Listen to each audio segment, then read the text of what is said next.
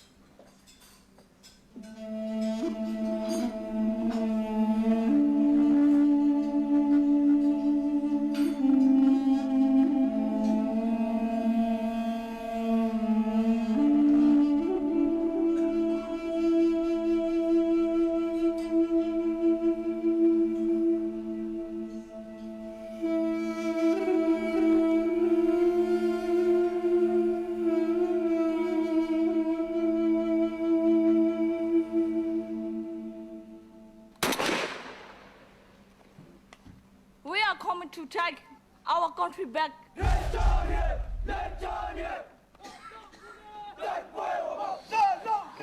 Our Arakan kingdom was very wealthy, and we are very proud about our ancestral inheritance and its history. Under the Burmese rule, we became very poor and we lost everything that we had. We have lost our rights, the rights of the indigenous people. So, this is our NCO Fit and Die Care group, and this is our Afghan Army women and troops. Over 750. We fight for freedom. This is Arkan soldier. Right now they are training, to kill our enemies.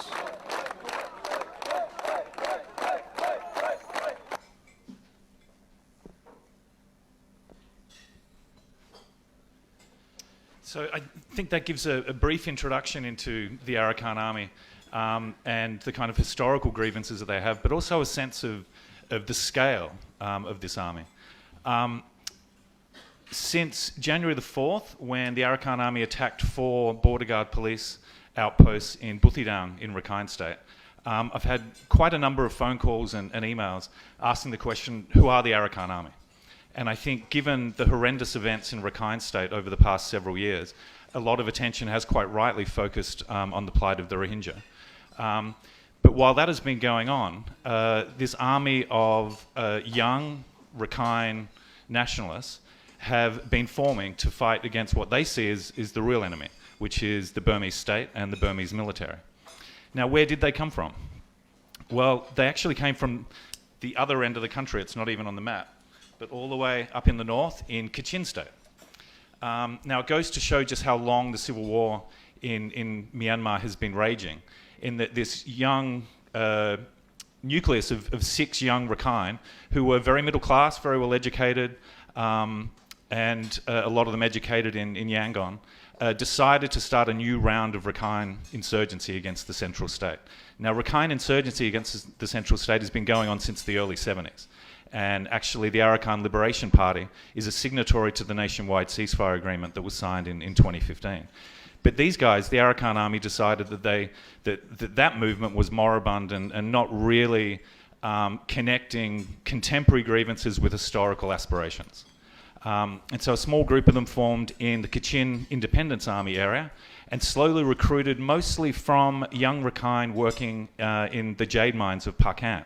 So they had a ready pool of recruits. I remember meeting one of the leaders in 2012 in northern Thailand, and I asked about the aspirations and what he was going to do. And it's quite remarkable that everything he said back in 2012, which I thought was rather fanciful and far-fetched, has mostly come true. They have expanded to a force of, estimates are between 3,000 to 8,000 soldiers, training up in, as I said, KIA area, and the KIA, one of the most well-organised, battle-hardened insurgent groups. So they really came from this sorry, I'm not getting that right. It sounded really good when I was trying it out today. This incubator of insurgency up in the north. So they had lots of recruits, very good training, and a place away from Rakhine to actually mobilise. And so they had several years. When the ceasefire with the Kachin broke down, they also got combat experience. And slowly they started moving their forces down through the country and setting up bases first in Paletwa, in Chin State here. Now, the first reported engagement between the Arakan Army in these areas was 2015. And according to the Tatmadaw, the True News Information Team of the Tatmadaw, there's been 158 reported clashes up until the middle of January this year.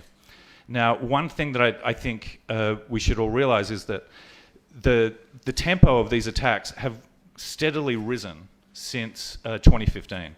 And we see most of the attacks of the AA happening from October last year. And I started tracking this after October last year, when these reports from the AA and what the Tatmadaw was acknowledging actually started to rise. Now, these are attacks that are not just in these very isolated parts of Palepwa up on the Kaladan River, but in about 5 different townships. And so attacks in Buthidaung, Choctaw, and Rathadaung in the past month or so, actual RPG attacks against government security forces 5 miles outside of Rathadown, RPG attacks. Another report of an attack in Ann Township down here, which is also the headquarters of the Western Command of the Burmese military. So I think what's really important is that the scale and the geographic reach of a lot of these attacks has steadily grown. Now, what are the aims and objectives of the Arakan Army? What do they want to achieve? Well, in a lot of their social media campaigning and on their websites and their publication material, which is definitely more sophisticated than a lot of the other insurgent groups in Myanmar, they call for what they term the way of Rakita, which is their way of calling for a nationwide revolution of the Rakhine against the Burmese state, to get freedom for Rakhine state back for the Rakhine people. Now, they've been very, very slick, in my view, in very rarely mentioning the Rohingya or any grievances against Muslims. Only occasionally do they talk about how the Rohingya don't belong. So this shows, I think, militarily and politically and socially, that they're very patient, they're very well organised, and they're tapping into a lot of Rakhine grievances that you hear when you speak to Rakhine in Sittwe and even further out. A lot of people talk about how they support and admire the AA, because the AA are fighting who they see as the enemy, which is the Burmese military. The other thing to consider is, and as the video demonstrated, they're very well equipped. Now, this is a relatively professional army that can move what some have estimated to be 3,000 soldiers from the north down to these areas with their weapons and with that level of organisation, and slowly starting to move into more built-up areas. How are they financing this? Well, no one really knows, but it seems rather likely, and it has been alleged by the government on a number of occasions, that the AA is being financed through the methamphetamines trade. Now, considering that they operate up in Kachin and neighbouring northern Shan state, which is a major producer of yaba and other drugs, it seems likely that they are involved in some way, but they rigorously deny that they are involved. Now, just before I hand it over to Richard to have a look at the bigger picture nationally, what can we expect in the next few years? Well, the AA themselves has said that Arakan 2020 is their dream. That basically they want to escalate attacks ahead of an election year. There's an election planned for the end of 2020. And this could indicate an expansion of their attacks and their ambushes in various parts of the state. But this has also come with a counter-reaction. Basically, the Burmese military have gotten the green light from the government to crush and annihilate the AA. And they've sent large numbers of troops into Buthidown, Choctaw, and Rathadown to hunt down the AA. The AA have sanctuary bases, we think, in Paletwa, and possibly here, just across the border into Bangladesh. So they've got very rugged border areas to hide in, and the terrain is on their side, and a lot of the local population support them quite a bit. So this is an insurgency, I think, that a lot of people have taken their eyes off in the past several years. And we need to understand and follow this army better, and to understand really how it impacts both the politics of Rakhine, the possibility of Rohingya refugee returns, and future stability in the state, all of which looks incredibly grim at the moment. So over to you, Richard. Thanks, Dave. Hello, everyone. So why should we care about this? Why should you care about this? Okay, it's another insurgency among a dozen or 2 dozen in Myanmar. It's a reasonably big one. It's growing.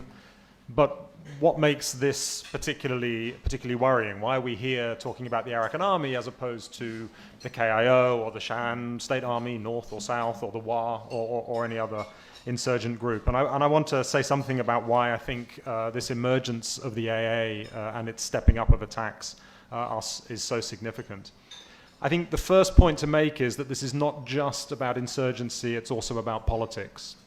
So the recent attacks by the Arakan Army on the Independence Day of Myanmar on the 4th of January on police bases were very symbolic, not only because it was Independence Day, but because I think this marked, in a way, a break or a shift of Rakhine sentiment from politics to armed struggle.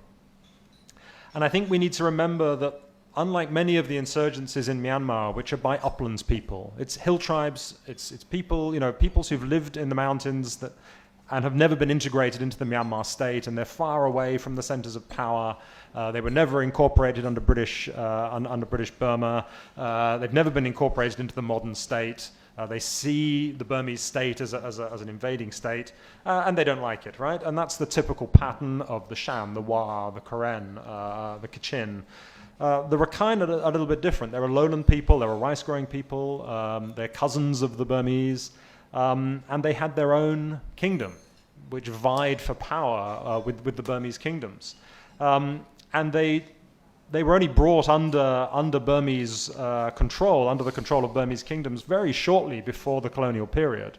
There was only about 40 years between when the Rakhine kingdom fell, when it was invaded by the Burmese, and when the British invaded and annexed that part of Burma in the First Anglo-Burmese War. So they don't feel like they're part of this country, and they also don't feel like they're part of the periphery. They feel like they're their own kingdom. And that's given rise to this very strong historical grievance. And you saw there on the Arakan Army video, the coins from 3000 BC or whatever it was, and this storied picture of them as the original inhabitants of the land and so on. So there's this deep history. And I think, what they've been convinced about, the majority of Rakhine people, is not only that there were all these wrongs in the past, but those historical wrongs continue into the present day.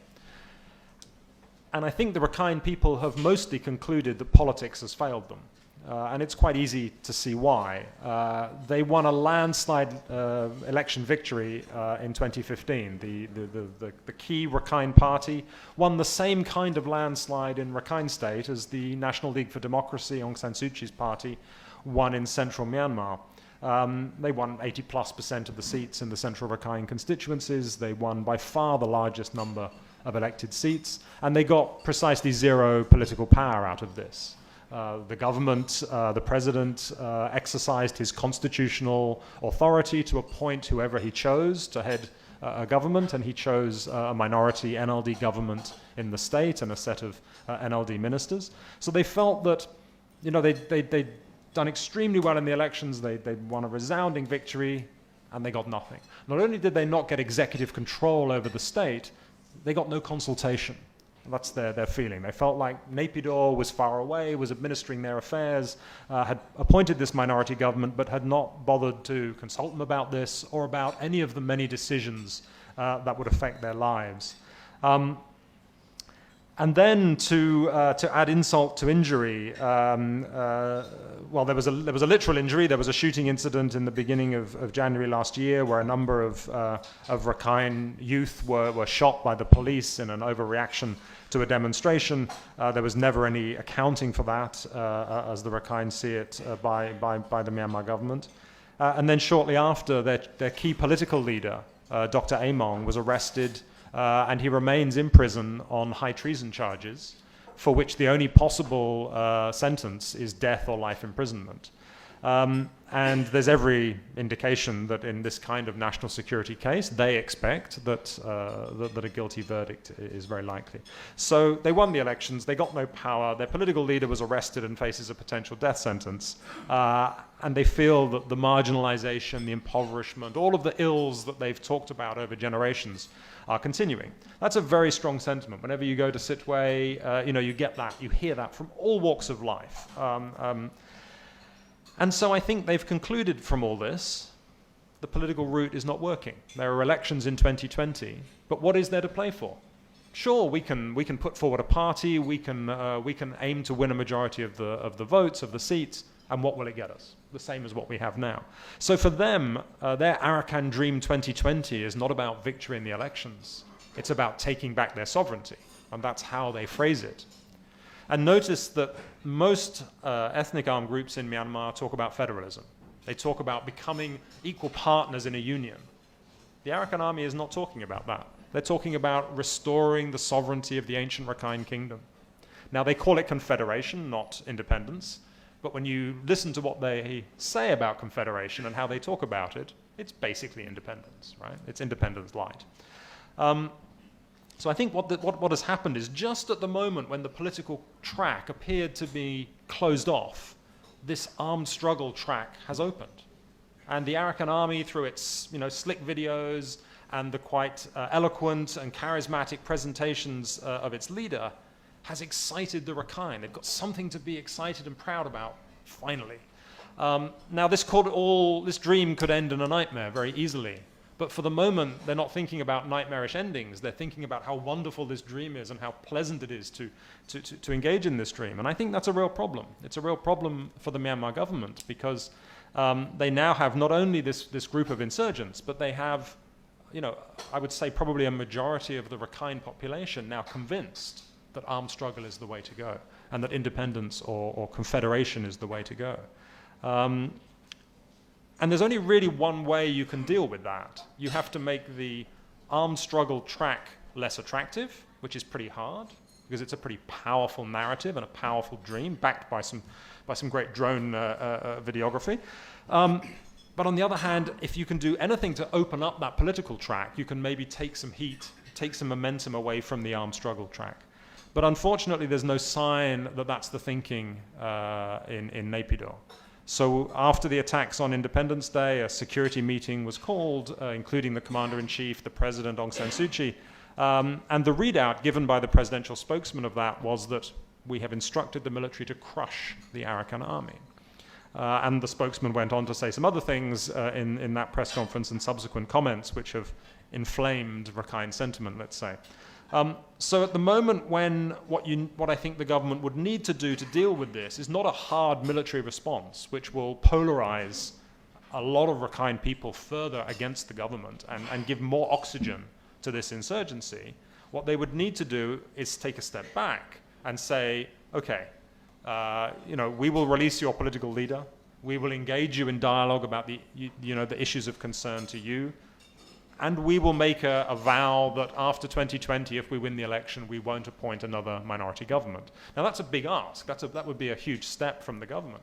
But I think it would be something like that would be needed to take the heat out of this insurgency. And instead, we have the opposite. We have a doubling down on the military response, and that's not likely to go well because, as you've seen, they're pretty well equipped. They're hanging out in these mountains up here. They can very easily play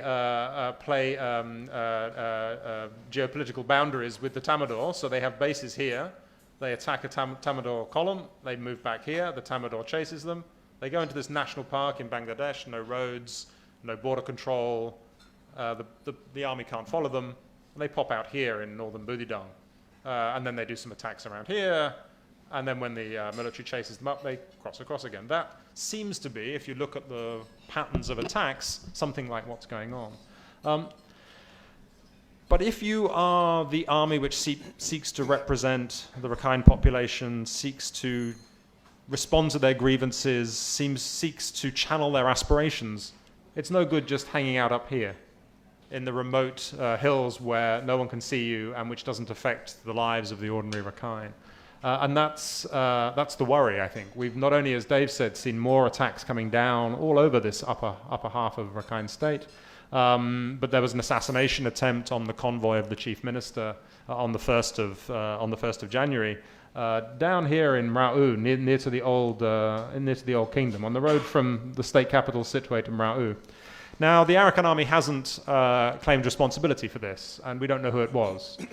I think if you took a poll of observers, I won't give my personal view, but if you took a poll of observers, I think it would come in sort of 95% it was probably the Arakan army that did it, because I don't think anyone can imagine anyone else who has the capability or the incentive to pull off such an attack. That at least is what many people believe.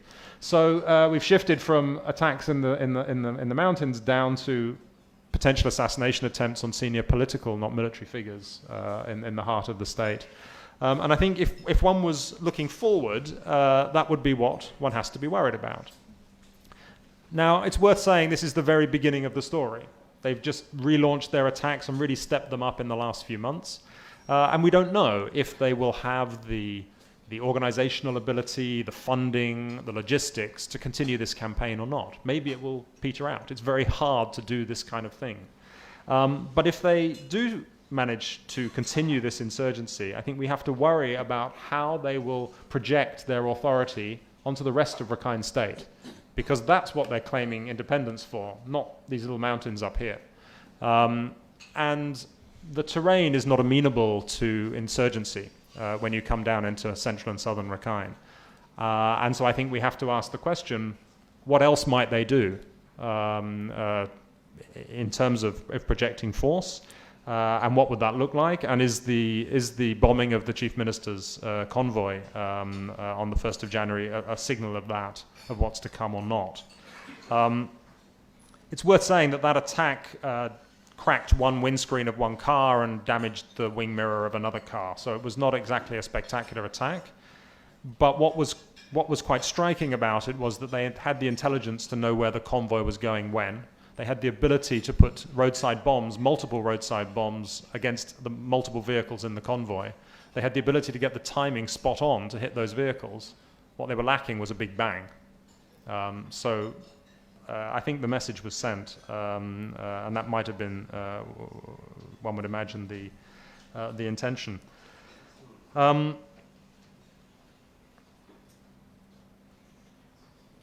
I think the other thing that's worth saying about the Rakhine and the fact that they're this lowland people and have this strong history is that they are quite integrated into the Myanmar state in a way that other minorities are not. So because the colonial experience started in Rakhine, for many decades the Rakhine made up a majority of the intellectual elite under the colonial period.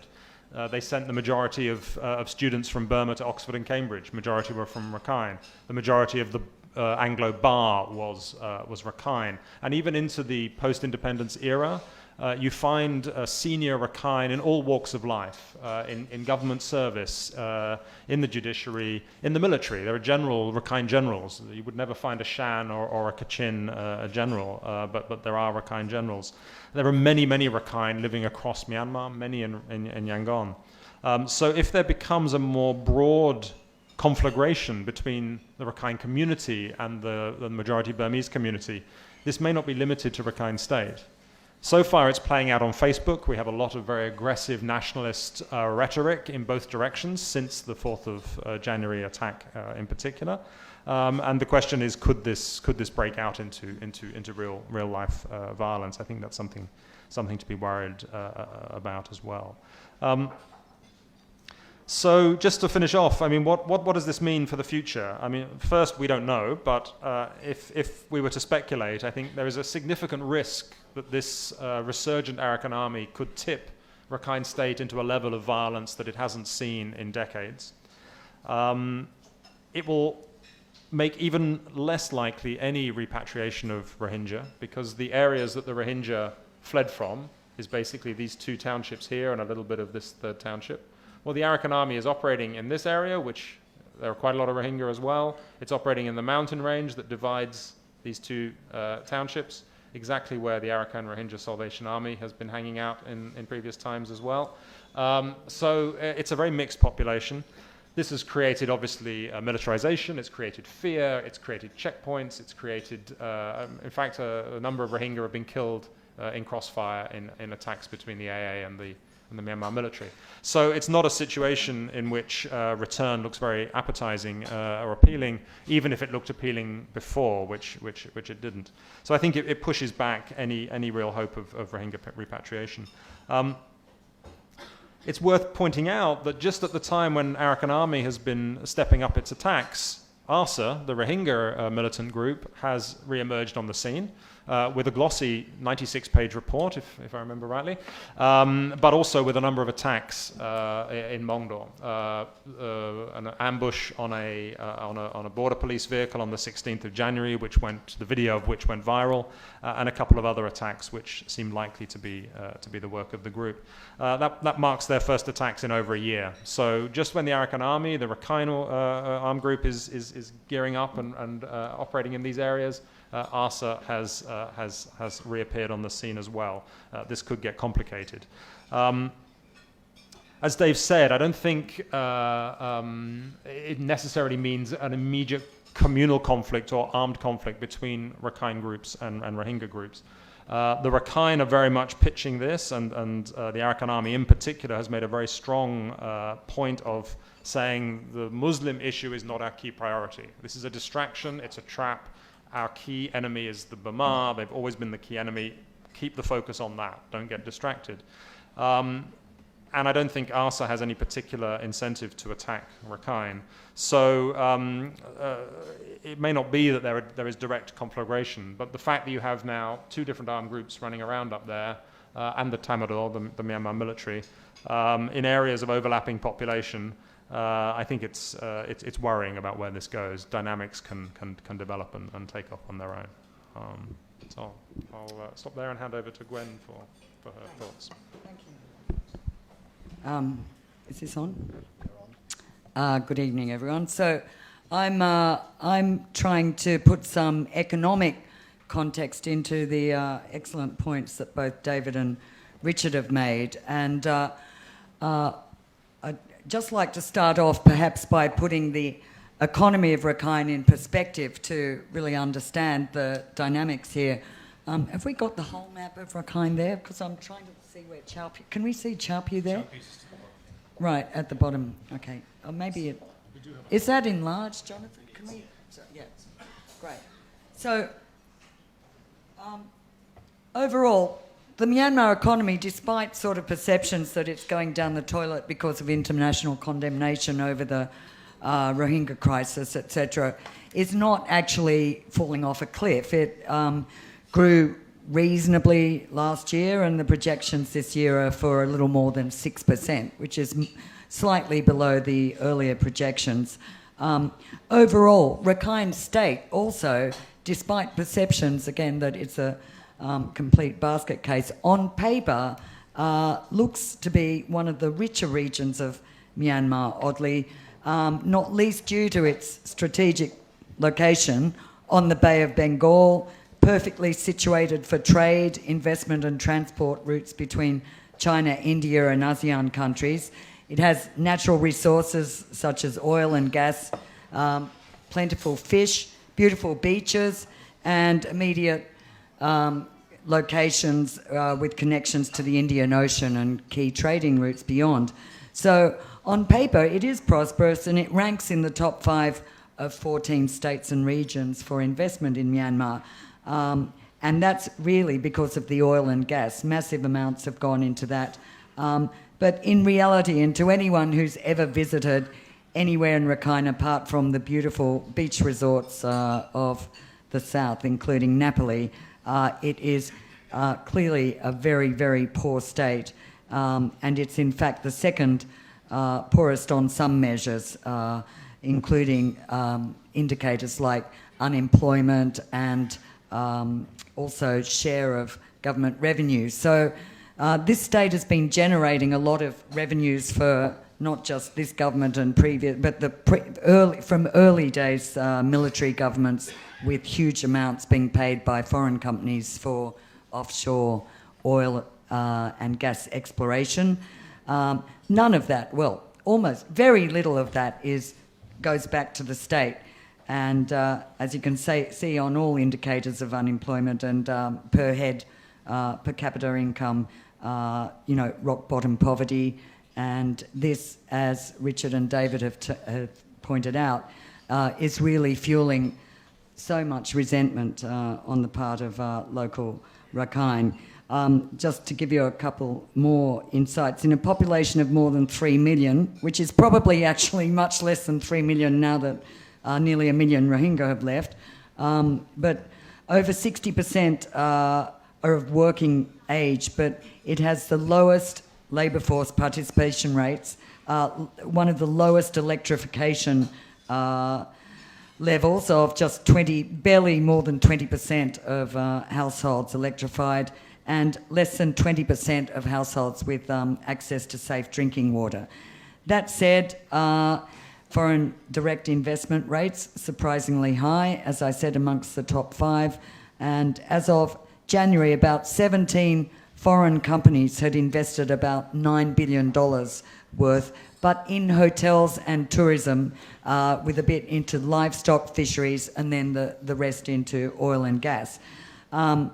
The big focus now, and in the overall context of what we're talking about tonight, I think the high stakes here in terms of if we're looking at a really escalating insurgency is the big projects for China down south in, well, on the central Rakhine coast where Richard's just pointing out, Chaopu on the western coast, which is now being developed by mainly China as a special economic zone and deep sea port, and as well stretching further from the west coast east towards Yunnan province, right across Myanmar.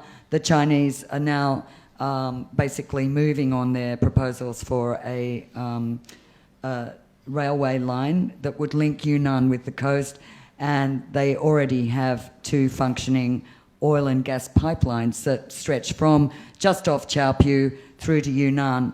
And you can imagine the kind of stakes that are involved there for China and how much more China is about to sink into not just Rakhine, but its so-called China-Myanmar Economic Corridor, which was basically a plan inked and broadly agreed, or rather the framework was agreed late last year.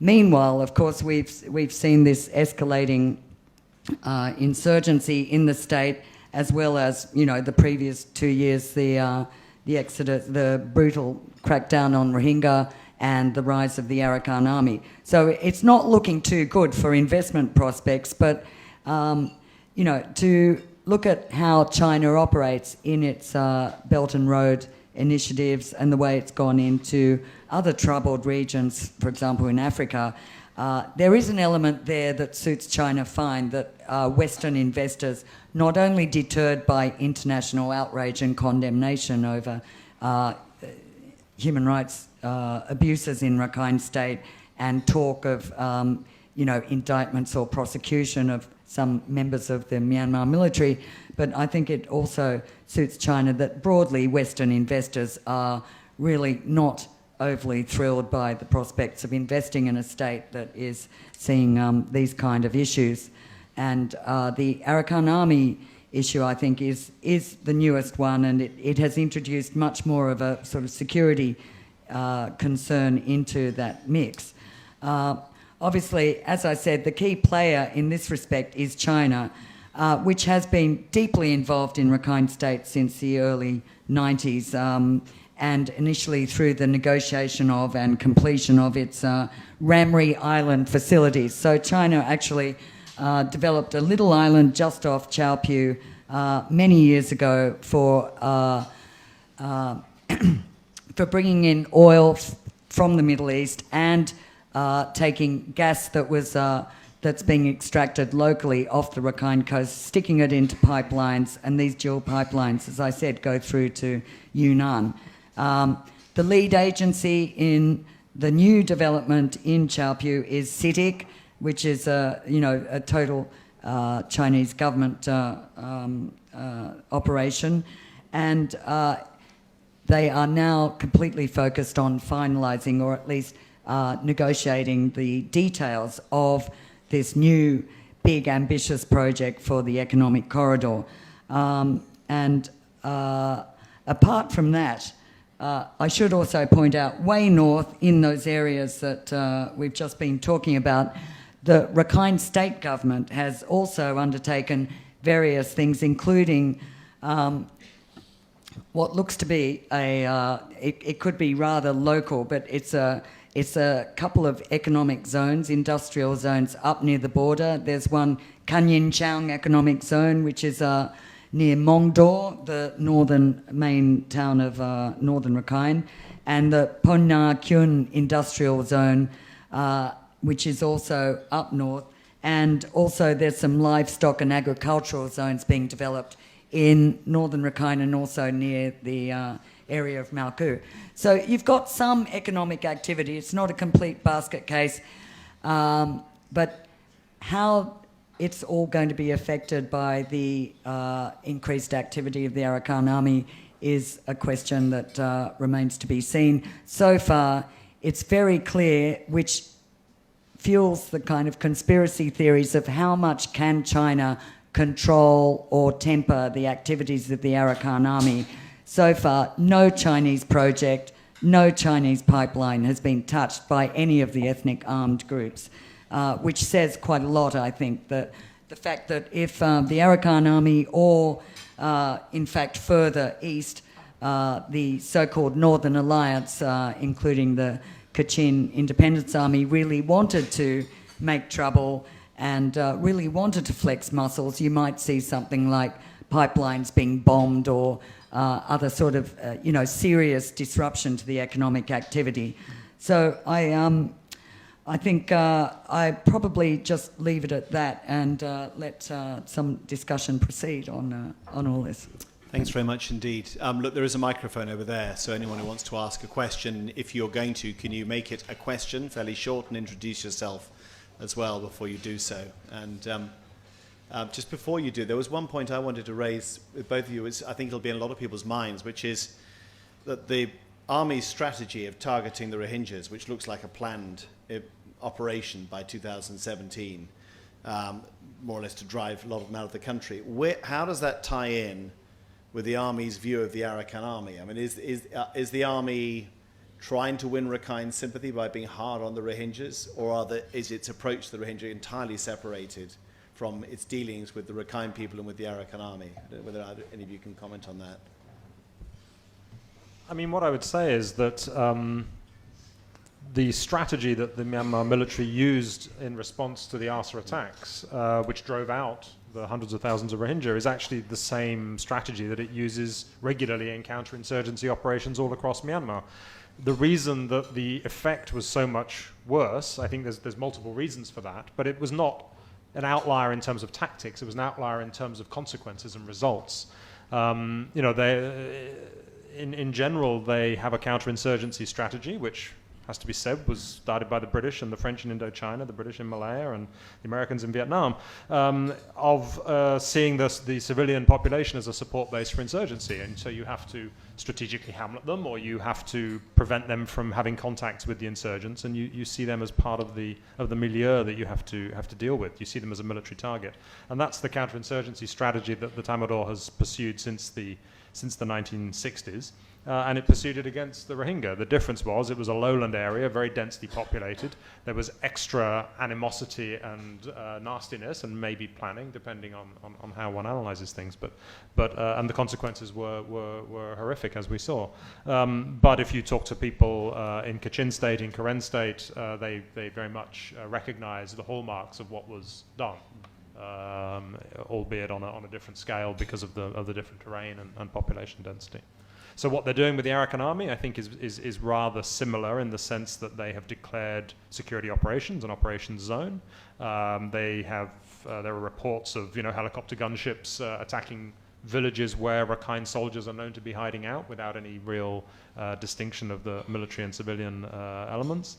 The difference is that this area here, where the Rohingya lived, there was 700,000 people in low-lying areas here, close to an international border.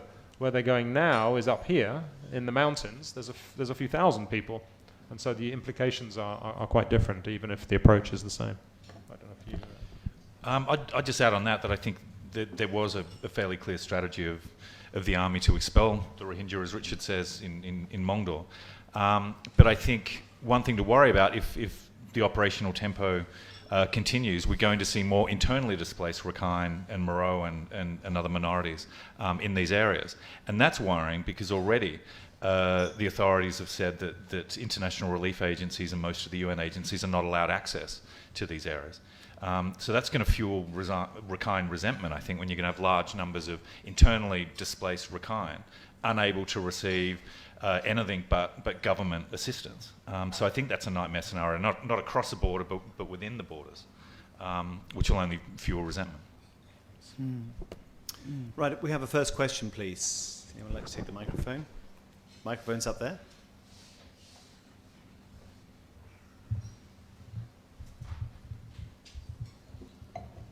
Good evening, everybody, and all of the speakers.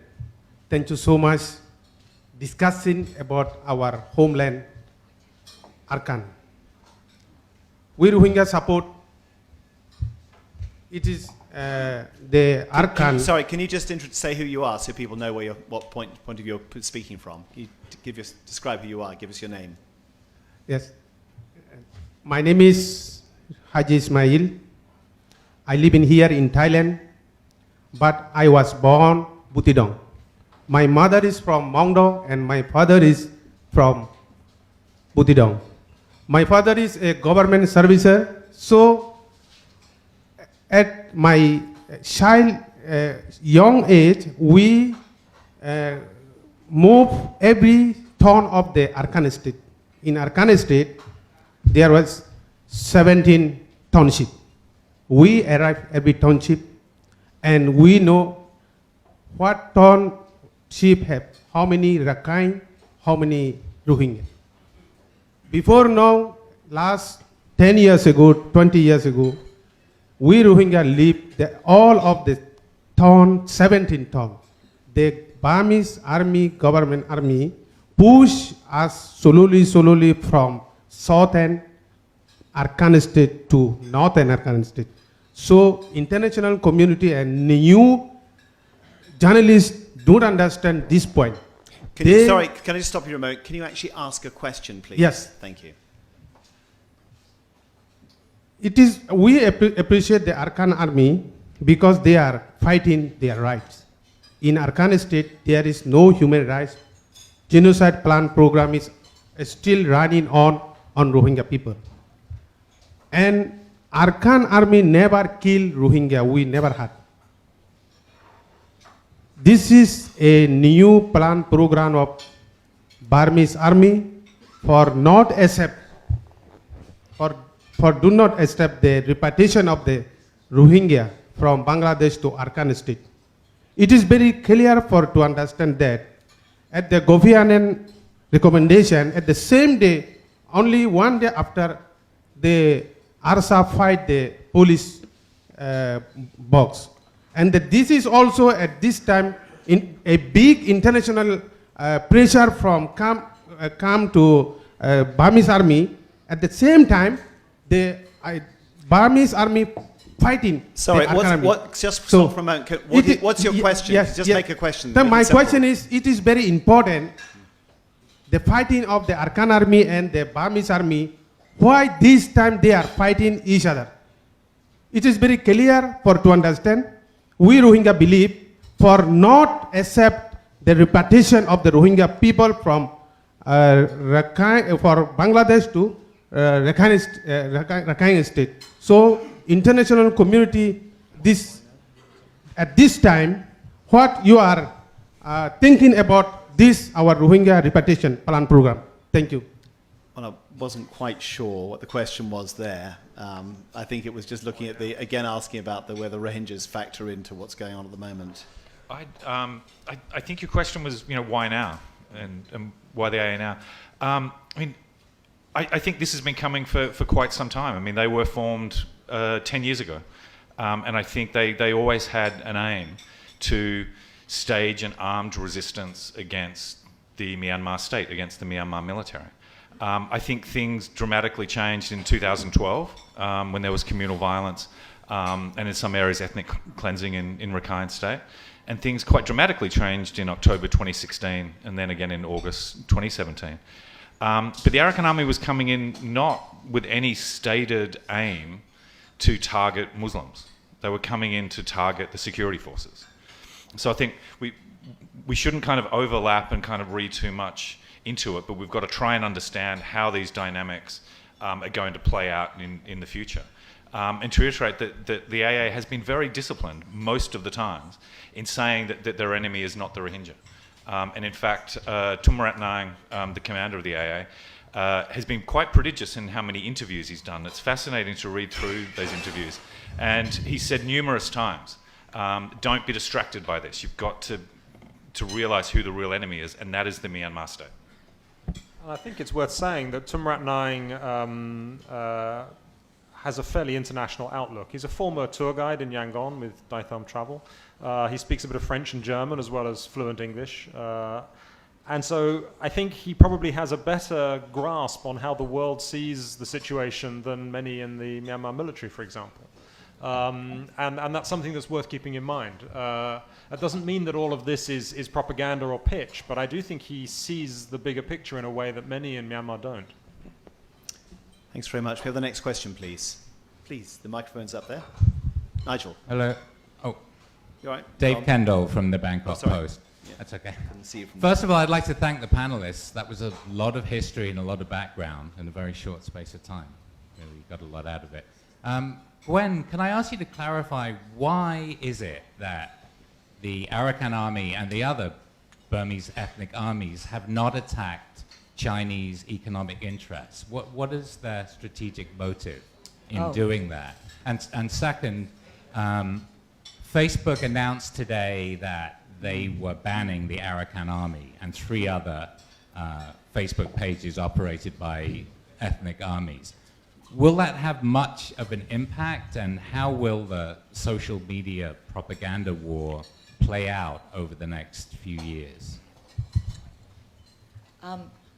Thanks. I'll just take that first question if I may, and I have a view on the Facebook thing. But anyway, as I mentioned the fact that none of these Chinese projects or investments have been touched by not just Arakan Army, but any of the ethnic groups really, apart from the Myitsone Dam project, which is in another category, and we can talk about it briefly. But I think what's clear, what I was getting at, but it's very hard to say the extent to which China influences, or even, you know, some would say, and I'd be interested what Dave and Richard, you think about this, but some do imply that China has an inordinate influence over the KIA, which of course was the protector and trainer of the AA, and the AA actually initially didn't fight in Rakhine at all. They were proteges of the KIA and trained with them and fought alongside them back when they were tiny, just a handful of fighters, and now presumably are still very connected to KIA. Some feel that, suggest that they still get weapons through the KIA, and that you know, if they are part of a broader, you know, drugs trade or other kind of economic activities, there's some confluence of interests there. So I think, you know, what's clear though is that there is a deference to China, or at least a great mindfulness not to ruffle any Chinese feathers. And also, I gather, I mean, they're often seen with Chinese weapons, so I'm not suggesting for a moment that China arms them, but there are clearly sort of links, and the border cross-border relations are very strong. On Facebook, it's interesting, but as you know, Facebook's been under huge pressure lately, and their big move on Myanmar was to take down the pages of various generals who were fingered as being part of or responsible for part of the Rohingya crackdown. And I'd say that this is part of Facebook's whole kind of new effort to reassure people that they are really good after all, and they're going to act against any armed group that runs propaganda. And it'll be interesting to see if YouTube, did you get those videos off YouTube? We'll see if YouTube continues to run these, you know, glorification of Arakan Army operations. But you guys.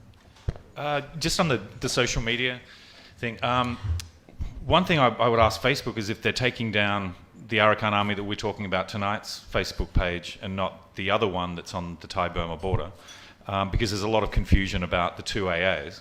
And in fact, the FCCT put a picture of the AA Korthule faction, which is just maybe 100 guys in the 6th Brigade of the Korean National Liberation Army across the Thai border.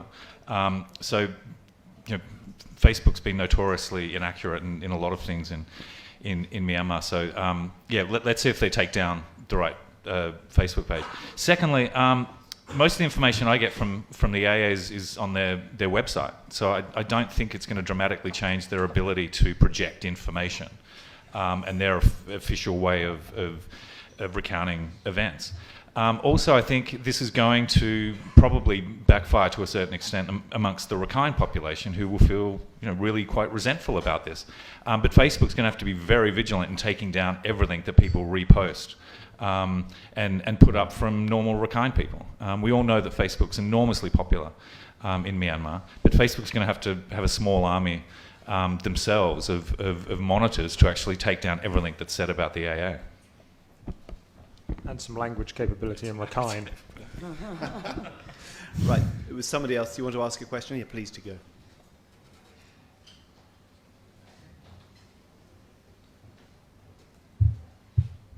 Good evening. This is Felix Haas. I'm independent consultant focused on economic affairs in Myanmar, at times political economy as well. I have two questions. The first one being, is there any territorial arrangement that you are seeing between Arakan Army and ARSA at that time? I heard that there have been meetings on the Bangladesh side on that.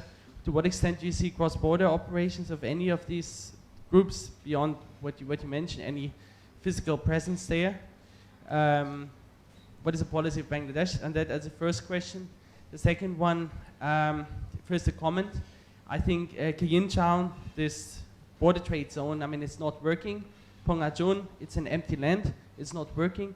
So we see Chinese interest as dominant in Rakhine State, but also we see Indian interest that shouldn't be forgotten.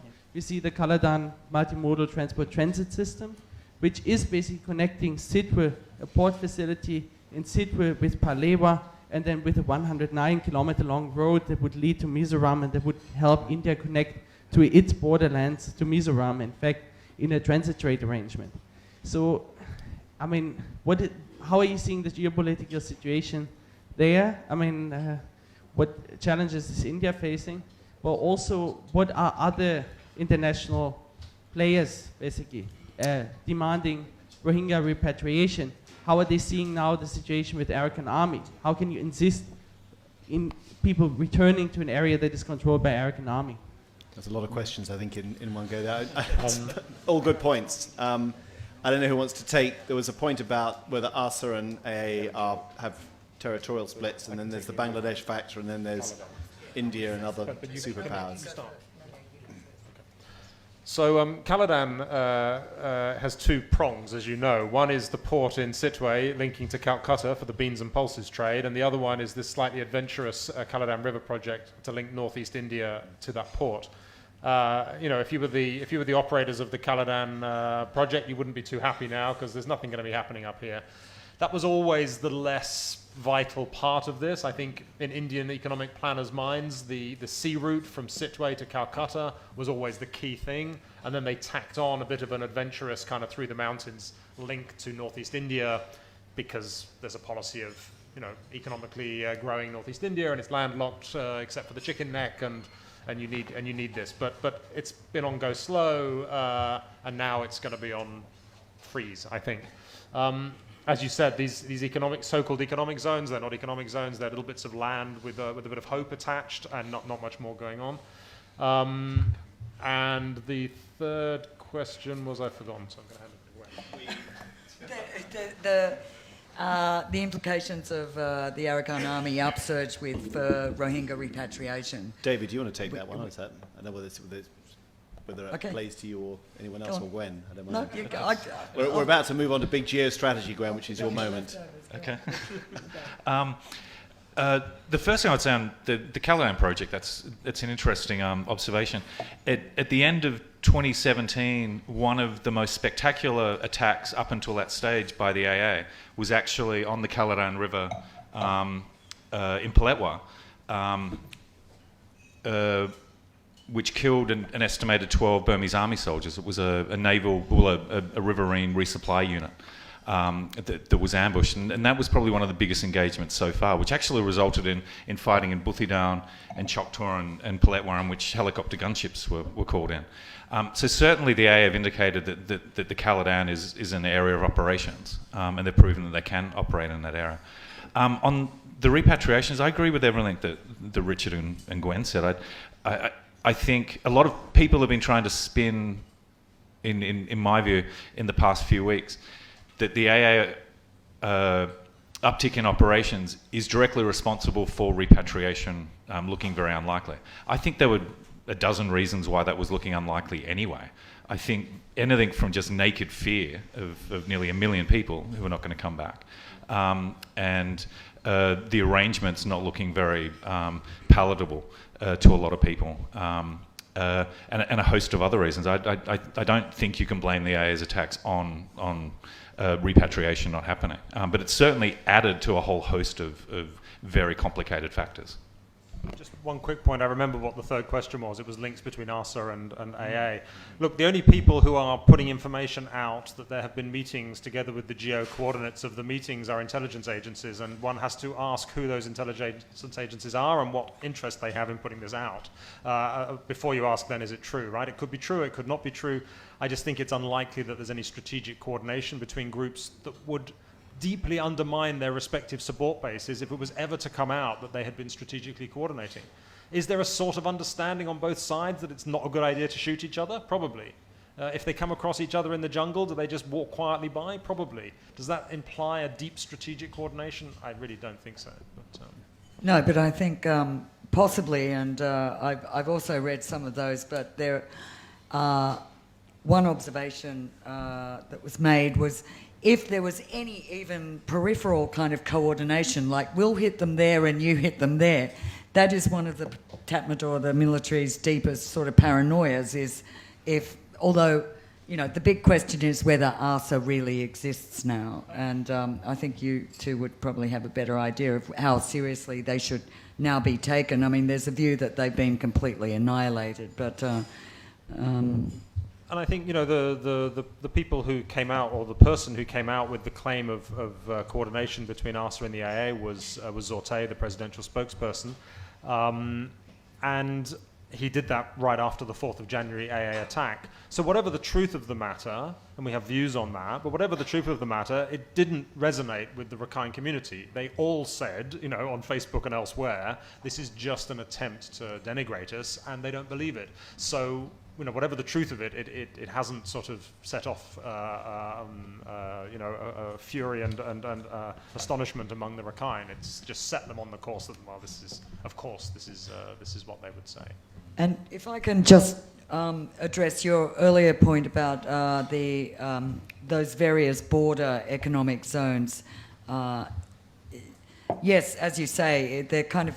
Well, I think they're a little bit more than just a hope. I mean, particularly one that they're claiming will actually start running in March. I haven't been up there, so I don't know, but I really doubt that we're seeing a sort of glossy, nice economic zone with sort of full infrastructure. However, what has happened is that the Myanmar government has lent on local business very strongly. I mean, domestic Myanmar companies, including some very big ones, the biggest ones. So through their vehicle, they set up the Union Enterprise for Rakhine, blah-de-blah-de-blah, relief, whatever. So they actually managed to get more than $12 million out of Myanmar companies to seed this sort of basically state-backed conglomeration of companies. And they didn't all pay, though. They didn't all pay. They've still got some money. And the thing is, there will be some, I mean, definitely they're forcing and coercing and probably encouraging certain Myanmar companies to set up in these, in the border economic zones. So there'll be some attempt to, you know, possibly, and basically if you provide enough incentive, including free land and complete tax breaks and all that, you will get some. So I think there will be some economic activity starting up there, and it's not like Rakhine State has absolutely no... There's no labour. Commerce. It's yes, all gone. Right, yeah, it's all gone. And also in their plans for redrawing northern Rakhine State and land usage, we all know that land is being offered to other people, not Rohingya who originally inhabited the land. So, you know, I think that's where that's going, and also because companies are being coerced to cough up money and play along, there will be some element. Also, there seems now to be this enormous push on the Myanmar government side to be seen to be doing something more for Rakhine State in investment terms. So we've got this big investment forum happening in the beachside resort of Napoli in the south from the 21st this month, 2-day forum, all kinds of investor countries being invited, and quite a few of them, the Japanese there in full force. The Japanese are also starting to put money into Rakhine, mainly through JICA, but companies are being coerced to come. So there's clearly sort of efforts to either bash companies into playing along or other. And similarly, India, having funded this port in Sitwe, which is functioning, although, it's not a huge booming port, and Sitwe is an extremely shallow harbour, so you're not getting any, any capacity to bring in deep sea vessels, but that port is up and running. India also is pouring money into roads that go across Rakhine State. I don't know what state they're in at the moment. The last photo I saw showed not much progress, but the rhetoric's there, and India is obviously clearly interested. It's basically India and China who are the two big players, or could become extremely big players in Rakhine State. And it suits them fine if Western investors are deterred, so I don't think they're particularly keen to get Westerners involved.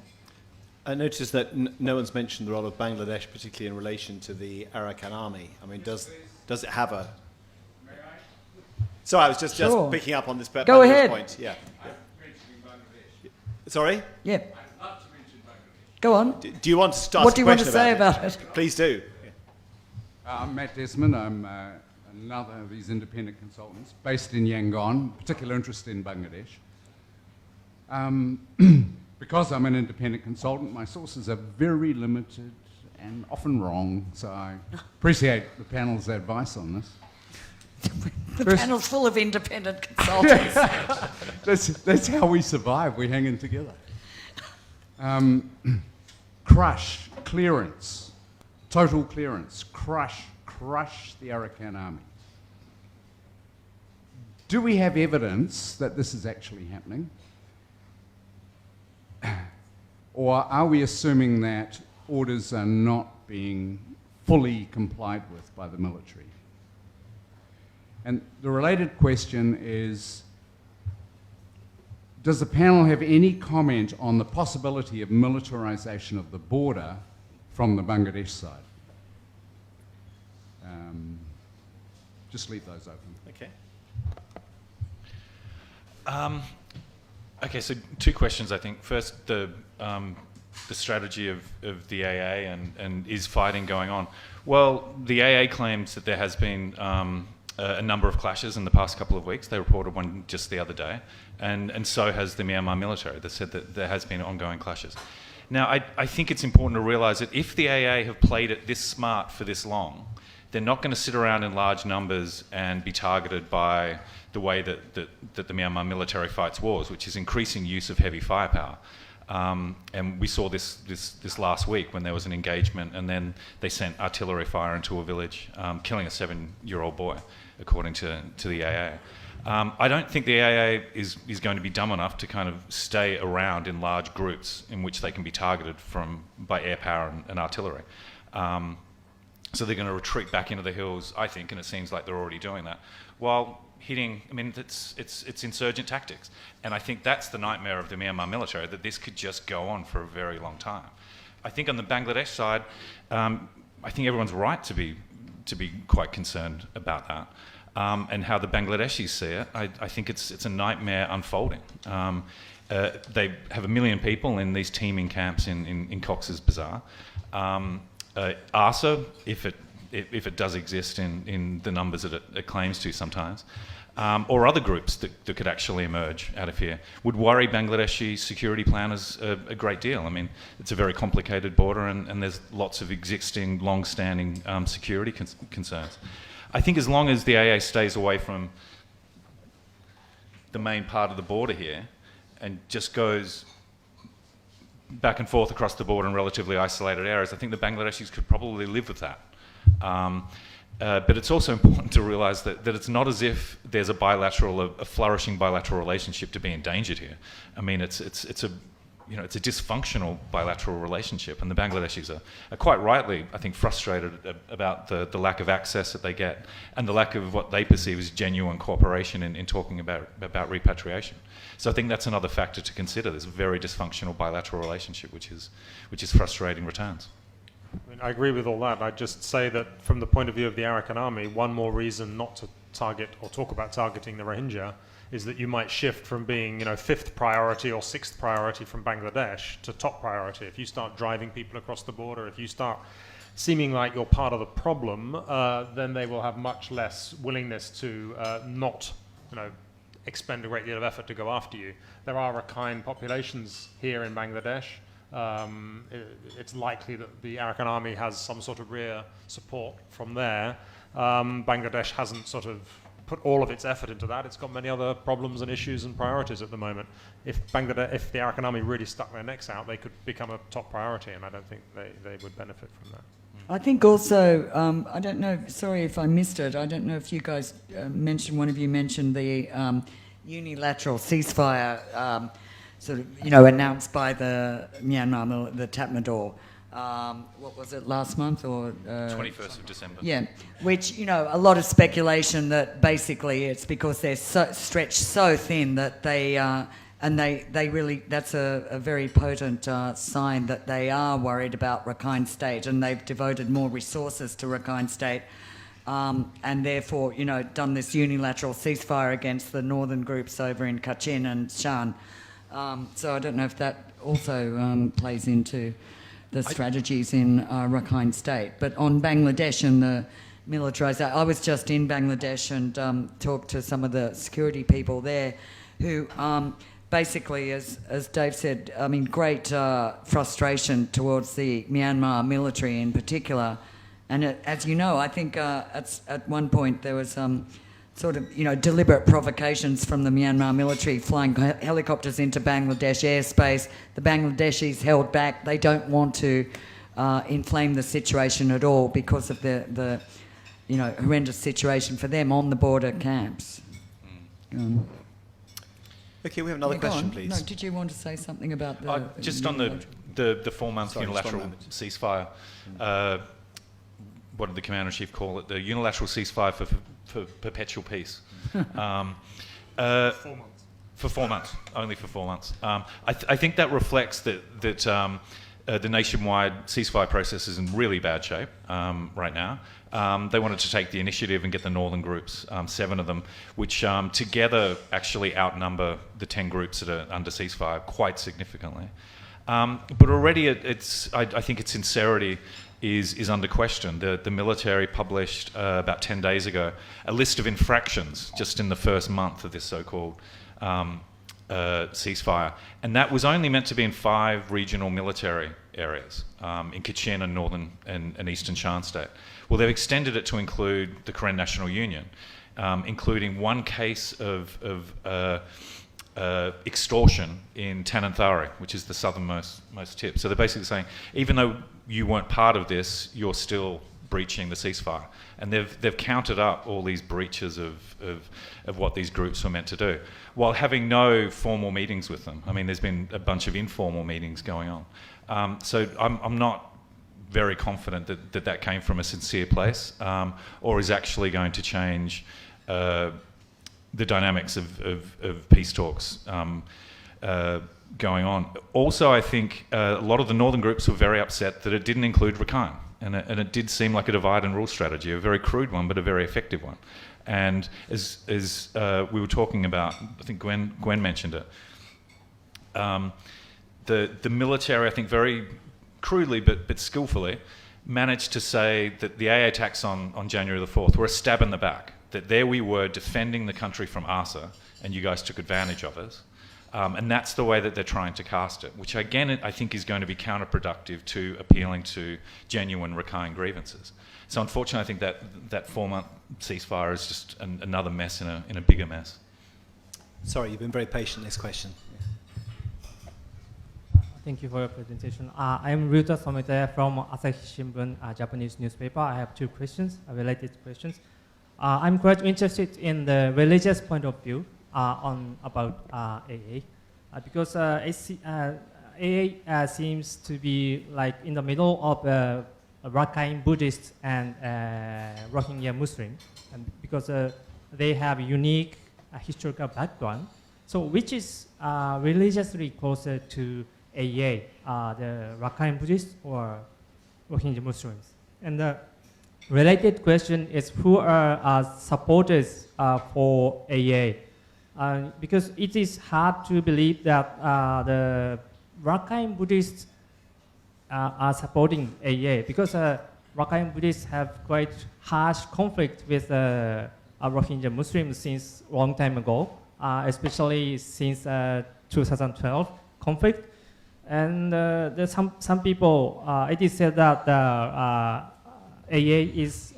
has some cooperation with ASA. I am not sure it is true or not, but I don't think that most of Rakhine Buddhists are supporting AA. So who are supporting AA? There are quite few people supporting, or many people supporting in Rakhine. So these are two questions. I think most Rakhine Buddhists express sympathy for the AA, maybe support, and an awful lot of them express sort of excitement at this new hope and dream that they have. Whether that means they support specifically violence, specifically their military objectives, whether that means they send them money, that's a whole different question. But it's hard to find someone in Rakhine State these days who doesn't have a kind word to say about the AA in general terms. I think as part of the AA's messaging, they've been very clear not to link religion, Buddhism, with their armed struggle. They've made it very clear that there is no overtly religious dimension to their armed struggle. A lot of Rakhine are very devoutly Buddhist. They're very proud of that. But I think, again, it's a reflection on how patient and how, I think, really quite sophisticated Tumrat Naing is, that he's not going to link Buddhism with this armed struggle. Very, very smart thing to do in my view. To the point that there was a lot of backlash against an international news agency several weeks ago when they reported Rakhine Buddhist rebels attack police stations. And people got very upset on social media saying, why couldn't you just say Rakhine rebels attacked? And in their defense, the news agency said, well, because people just think of ASA and the Rohingya, and we had to explain it. And I think that, again, is a reflection that no one was really looking at the AA over the past several years, and it wasn't a factor, and now that it is. Yeah, and if you saw in the recruitment videos, or the promotional videos, the grabs of people talking, the AA soldiers are all saying we were rich and we're poor now, the Arakan. So they're really appealing to on an economic front and trying to promise a better, what they want is autonomy, or I'm not sure if sovereignty comes into it. They're more, they're quite careful about saying they're secessionist. So they're clearly, I mean, I don't know how clear it is that they're definitely not secessionists, but they're really basically saying they are fighting for a better deal for the Arakan people and autonomy, or maybe part of a confederation. So, can I ask you, all of you, how poor Rakhine people are? Because I was very struck in a visit to Maraku last year, going into villages and finding that most of the young people had left to go up seeking jobs on the Chinese border, and they were not good jobs. Some of them had been arrested by Chinese police. They were clearly working in, for example, in the sex trade or in very basic labor. It was very striking how economically stressed they seem to be. So it's gone from the jewel of the jewel of Burma under colonialism. There were direct flights from Sittwe to London during the colonial period, when they weren't from Bangkok. So I mean that gives you a sense of how kind of tied in this was. It was extremely rich, and now it's the poorest place in Myanmar. If you look at the household, it's the poorest place in Myanmar. If you look at the household survey data, if you take old food basket levels when the original survey was done, it's second to Chin. But if you reanalyze that with current food basket, it's by far the poorest place in Myanmar, the highest levels of poverty, 78% below the poverty line. So they've gone from, being extremely rich and cosmopolitan and part of the world to being the poorest part of a very poor country. And they see that as not just sort of their bad luck, but as a deliberate process of marginalization and impoverishment to keep them down. And that's what energizes this. So for them, the economy is more than just, we want a better life for our future. It's a trigger point for everything that they believe, has gone wrong, and they blame the Burmans for it. So that's. And also, yeah, you're right about the economic indicators, but also I think that in some ways the Arakan Army and the issues that it's highlighted about the poverty of Rakhine people generally, beyond Muslims, beyond Rohingya. So this is after the Rohingya, and we all knew that the Rohingya were the most oppressed, downtrodden people in Rakhine State. Now there's no Rohingya to sort of worry about. Now we're seeing the grievances of Rakhine people, and that, I think, has also sort of accelerated the attention to It's also Rakhine. worth pointing out that the Rohingya were very repressed. They were often rather more wealthy than many of the Rakhine, and they often owned quite a lot of land, or they owned businesses as well. Well, some did, but on the whole, I'd say that they were sort of a poorer kind of, if you had to analyse the stratums of the society in Rakhine, perhaps. But actually, in the end, a lot of the bulk of both Muslim and Buddhist are pretty poor in Rakhine State. I think, though, that the Rakhine Buddhists themselves have been demonised in the aftermath of the Rohingya brutalities, because basically it is true, you go to Rakhine State, you walk around, most Rakhine Buddhists will tell you that Rohingya are, less than human and deserve to be driven out because they never belonged in the first place. So you get that, and I think, a lot of, I'm not saying all Rakhine are like that, but I think in some ways there was from the Western viewpoint, Rakhine people were seen as part of the problem in terms of their bias and prejudices against Rohingya, and never gave them an inch, and never wanted to consider that they belonged or give them citizenship. And now, conversely, they're the objects of pity, and that's thanks to the Arakan Army drawing attention to the plight. So there is an element of that, to be fair. I'll take one more question, please, thanks. Two more questions. Thank you. My name is Lakdeep Babra. I'm based here in Bangkok with the World Bank, so I've got to be careful what I say. I've got to stay a little bit apolitical, but nevertheless... You're in a free speech forum. Feel free. Thank you. But you're taping me, right? Oh, we are, yes. Yeah, thanks. You're free to get yourself in trouble. I'll try not to. So you described, all three of you, or together the three of you, a geography, a demography that has certain things in common in terms of various different ethnicities in the hills or elsewhere in the country. Myanmar sandwiched between China and India, the colonial history that you touched on. You mentioned the infrastructure investments. I mean, where do you think this is going to go? I mean, what should the different players try and do, whether it be multilaterals, internationals like the World Bank, who I work for?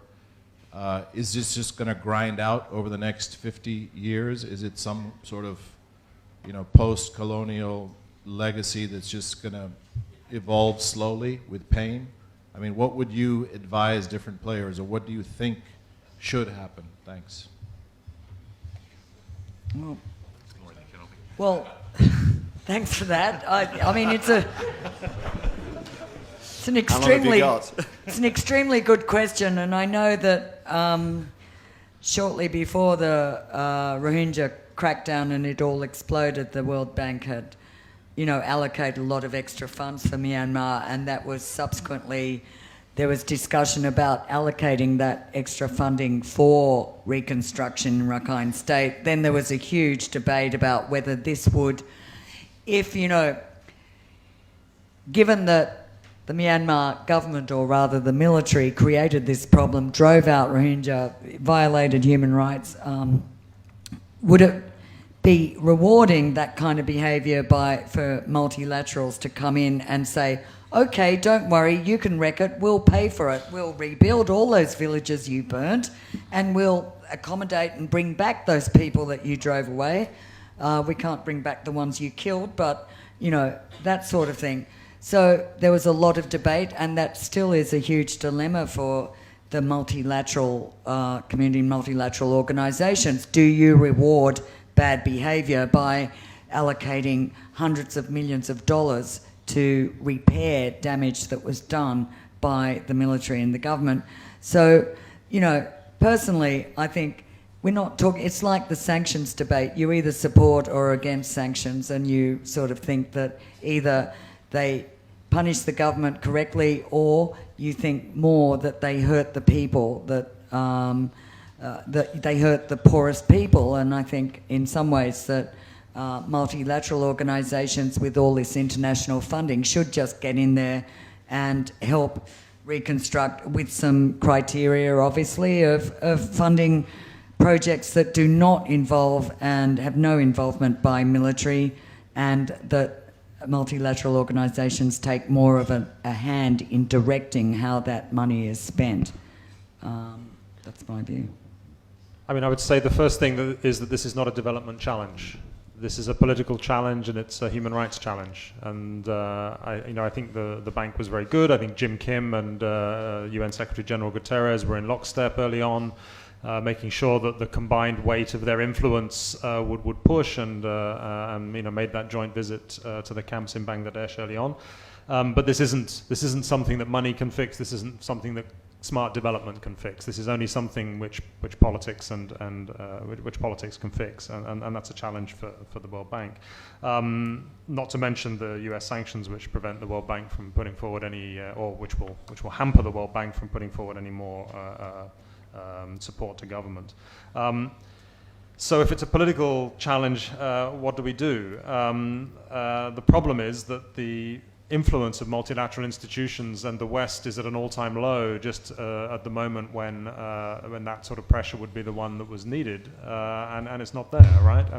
We have to admit, or they have to admit, if I don't include myself among them, that the sum total of all of the pressure that these institutions could bring, that governments could bring, that the UN Security Council could bring, has not led to any significant deviation in the situation. First thing, no repatriation is going to take place of any significant number of people unless it's forced, and I think that's unlikely. So people aren't coming back. And that takes you right into Gwen's dilemma of what do you do in terms of development if that's the case. Secondly, the situation for the 500,000 Rohingya who remain is just as bad as it was before this crisis, possibly worse. And that means that you have a live extreme discrimination situation. Amnesty's called it apartheid in a legal sense, not in a pejorative sense. And I think one has to ask deep questions about what safeguarding means in a context of apartheid and abusive policies. And that means that institutions may choose to stay away, and that will may be the right decision from a moral or institutional perspective. But it does raise the question that in 10 years, if we're having this conversation, the flip side of what I've said is that isolation and impoverishment is part of the cause for all this crisis. How do we get to a stage where Rakhine is less isolated and less impoverished? It won't be through everyone withdrawing, it especially won't be through the West withdrawing. But to do something else, you need a government in Naypyidaw that is willing to take steps that will allow people to engage, and there's been very limited sign of that. So I think we're unfortunately, I think we can write the next 10 years, and it doesn't look good. Yeah. Let's have the last question, please. Yeah. Thank you, Jonathan. Colin Snow, I'm an associate member of the club. Two questions, if I may. They're technically orientated, but I think they probably are some relevance to how this area will develop.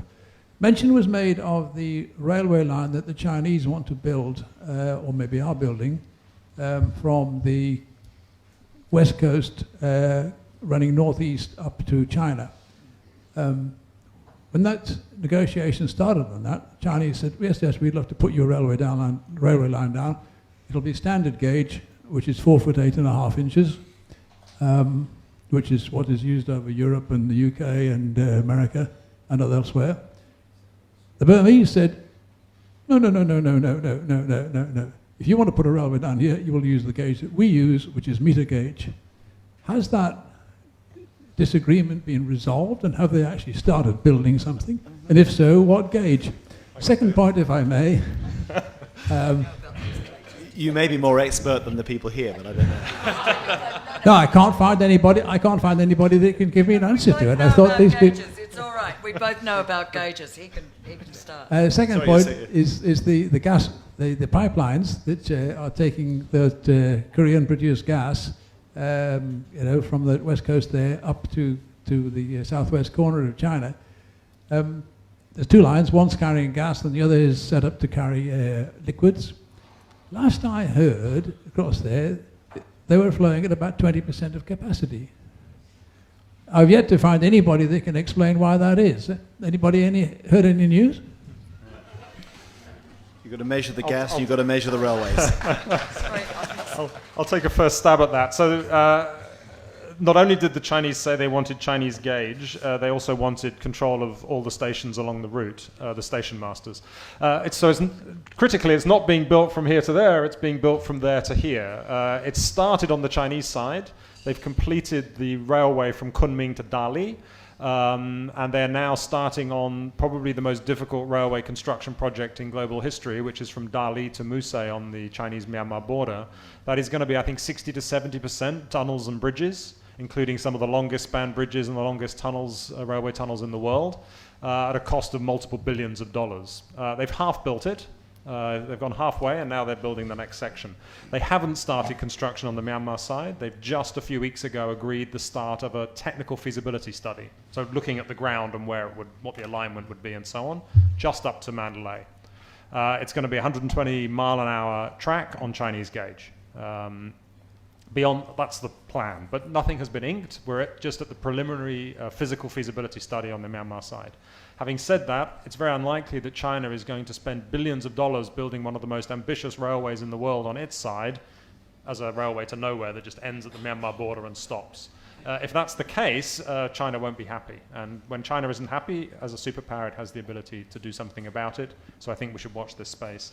On the oil and gas pipelines, China bid for the Shui gas contract. It got it, even though there were it got it in 2007, even though there were higher bidders for liquefaction and shipping into international markets. And that's because China had just used its Security Council veto to block a UN Security Council resolution that the US had tabled back in, I think, 2007. So they have that gas. It's been flowing for some time. It was delayed because they hadn't completed the power station in Kunming that was going to run on it. As you may know, China massively overestimated or overshot on its electricity power generation. So for a while they weren't drawing on that gas because they didn't want to build the power station because they didn't need the electricity. They've since built it. They're now using it.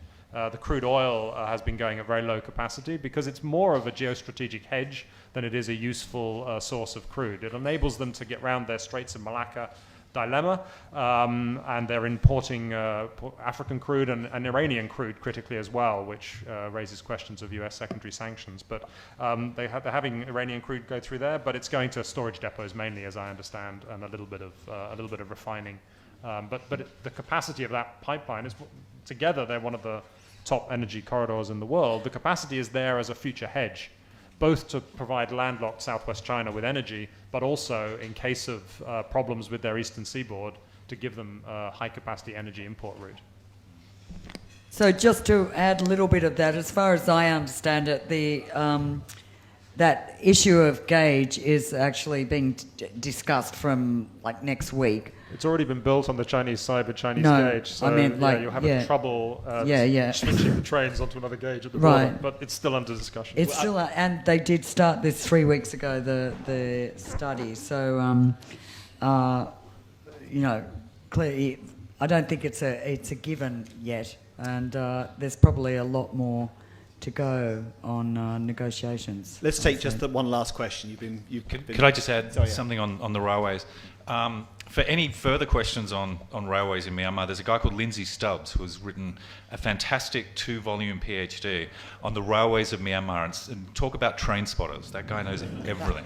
And if you want to be in touch with him, I'm happy to put you guys in touch. Well, and can I just say he wrote an article for the Nikkei Asian Review on the state of Myanmar railways, and you can find it on www.asia.nikkei.com. And it is a lovely piece on why Myanmar railways are in the state they're in.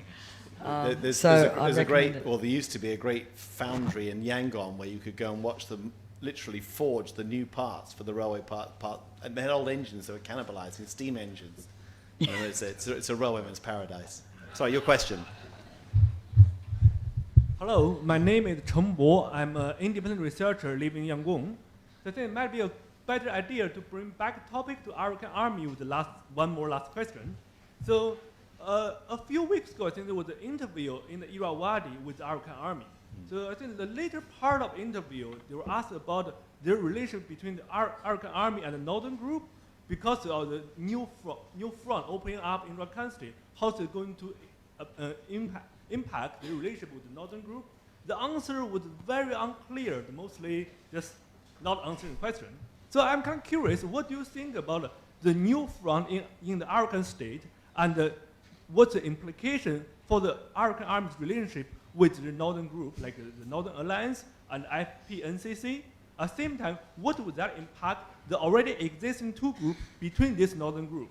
So we have Northern Alliance, which is not really overlapping with FPNCC, and there seems to be two groupings within Northern Group. You have groupings which is more closely affiliated with the KIA. You have the Arakan Army, the Tang National Liberation Army, and the KIA. Then you also have other groups that's more closely affiliated with the United Wasty Army, United Wasty Army, and the Mengla Group. So when you have this new front that's opening up, while in the north, there seems to be some movement toward peace. So how's that going to impact the whole dynamic within this big two overlapping David, I think you've already touched on that, but perhaps you could elaborate a bit more. Thank you very much. Yeah, I think if I understand your question, tensions between some of the northern groups and this new front that the Arakan Army has in the western borderlands. I think there's inevitably going to be tensions whenever you start splitting forces and actually having long supply routes and areas of operations. And that's just something that the Arakan Army is going to have to face. It happens with all insurgencies when they open new fronts. My understanding is that there's still very relatively tight command and control from the headquarters in Liza with the operations in the west. But you're asking very interesting questions about what the Northern Alliance, the FPNCC, which for people here is a 7-member grouping, the Federal Political Negotiation Consultative Committee, which is really led by the United Wa State Party. I mean, these are very complicated dynamics and they move up and down all the time. I mean, the 4-month operational pause that we talked about before, I think was directly related to these several groups up in the north, but it excluded the AA, even though they do have some operational capability in Kachin and northern Shan State. Where it goes from here, I really don't know. I don't see that the government and the military are that serious about really negotiating peace with these northern groups. I mean, they've put a lot of preconditions on the different talks. They meet in Kunming privately. 3 of them signed statements, then 4 of them signed statements, and it's very, very confusing about what's going on. Perfect summary of Myanmar, really. Did you want to add anything? No. Listen, I'm going to wrap it up there, but please give a warm round of applause for one of our...